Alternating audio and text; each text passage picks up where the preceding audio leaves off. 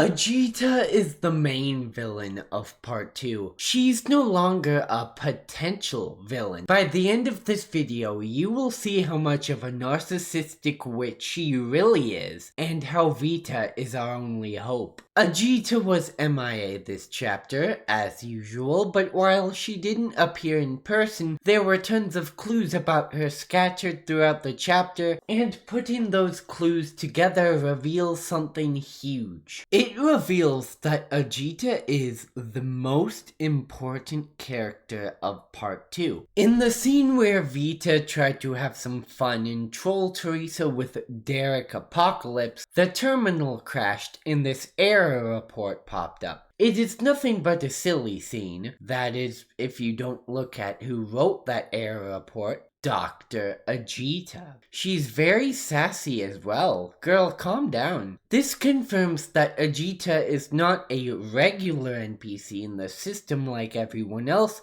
because here she is in reality. I've seen some comments saying that because of this, Ajita is heavily involved with the quantum computer, and while that is true, and you'll see why later in this video, I think we're avoiding the more concerning truth. Ajita is talking about the Dreamseeker terminal here, not the quantum computer. We can't forget those are two different things. Yes, the Dreamseeker terminal is connected to the quantum computer, but the Dreamseeker terminal only consists of this area and Dreamseeker, which is where the concerning part comes in. The main character may have some relation to the main villain, and that is concerning for so many reasons, but before we dwell on that any further, let's talk about the Soul Healing Center, because it has Ajita's footprints all over it. When Dreamseeker enters, she sees two Sanchi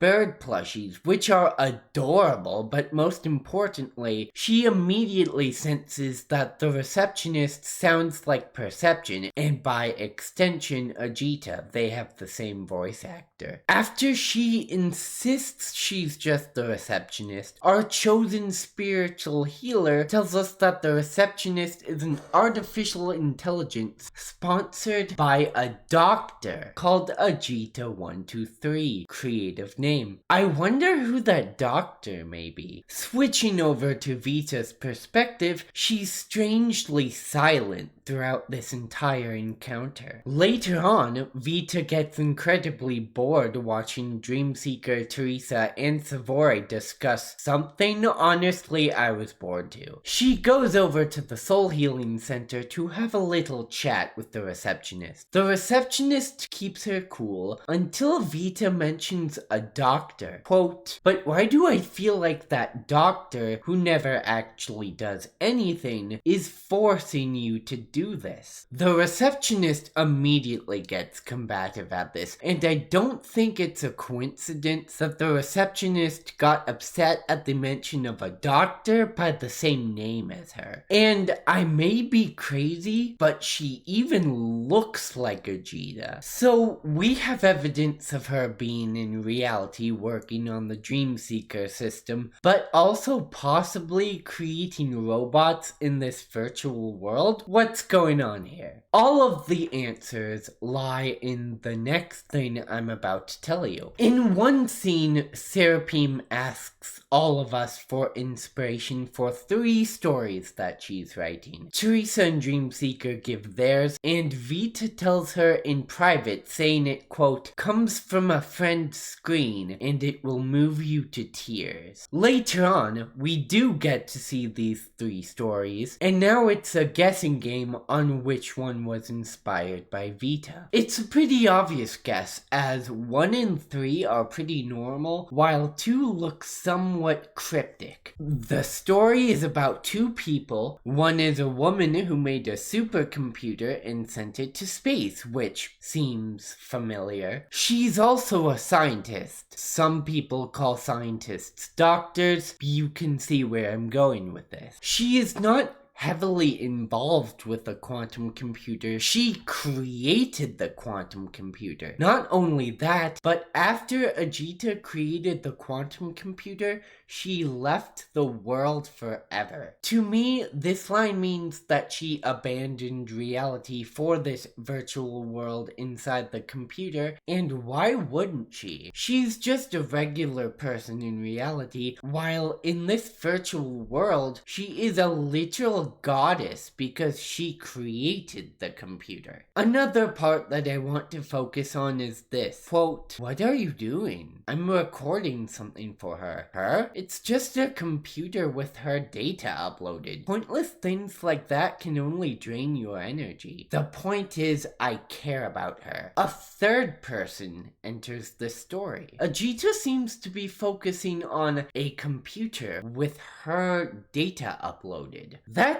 weird. The only person created out of data while also being in the computer is Dreamseeker. So again, another piece of evidence that leans to Dreamseeker having some sort of relationship with Ajita. The reason why Ajita creating the quantum computer is so huge is because we can tie her to every mystery of the quantum computer that we have. Oh, it was just found on Mars by May and Prometheus? I bet Ajita knows something about that. The computer received a strange signal right as Kiana went into a coma. Very interesting. Ajita, do you know about this? She also can probably control the samsaras, including which samsaras we go to. Before I tell you what that means, let's talk about everyone's favorite anti-hero. Alright, now we know that Ajita's behind the quantum computer, but now we have to ask if Vita knows about Ajita, and if drawing out evil Dreamseeker was her only goal. Vita does know about Ajita. After all, she purposefully mentioned a doctor when the receptionist wasn't cooperating with her, and she was the one who gave Serapian the inspiration for the story about the woman and the supercomputer. But everyone made a crucial misunderstanding that I have to talk about. Yes, the you and I in red does refer to evil Dreamseeker, but there is way more to this story. Let's go back to Vita's conversation with the receptionist. Once she revealed that Ajita 123 was only a recording, she says the word you a lot, but it's not in red like this is. Furthermore, she speaks about them in different contexts. The you that isn't in red she describes as cruel. She made a fake world that's just a trick to fool those two children. Vita speaks about this person with such vitriol. This is the person that she wants to drag out. With the you in red, she says you should look forward to it. These contexts don't make sense if these were the same person. Vita is talking about two different people, and since Vita started talking about this other person right after her conversation with the receptionist, I have a feeling I know who that other person is. Let's go back a bit though and talk about this fake world she mentions. Vita says Ajita made it to trick Dreamseeker and Teresa, but what does that exactly mean? Vita gets very agitated throughout this chapter, quickly growing bored and constantly telling the other two that they haven't been focusing on the mission. This may seem like your average gremlin behavior from her, but if you compare her attitude in the previous samsara, it's actually extremely odd. Vita wasn't in chapters 1 through 3 at all, but that's exactly it. She didn't butt in. Sure, that's because she didn't have permission yet, but that doesn't explain her happily watching the whole thing. Mind you, Dreamseeker went through that samsara over and over again, with Vita presumably watching each one, so she was extremely patient, which is the opposite of how she's acting now. Additionally, Vita says this would trick Dreamseeker, while in the last Samsara she was actually happy when Dreamseeker finally did it. So why is Vita saying Dreamseeker is being tricked now? Vita keeps saying that they are both forgetting the mission, and she's right, they have. Let's go back to chapter 3EX. May and Bronya think that the quantum computer is related to Kiana's slumber, so they enlist Dreamseeker to find out how to fight the Shadow Calamity so that Kiana can hopefully wake up. You guys may already see the problem here. If this Samsara is completely peaceful with no Shadow Calamities but Kiana is still asleep, something is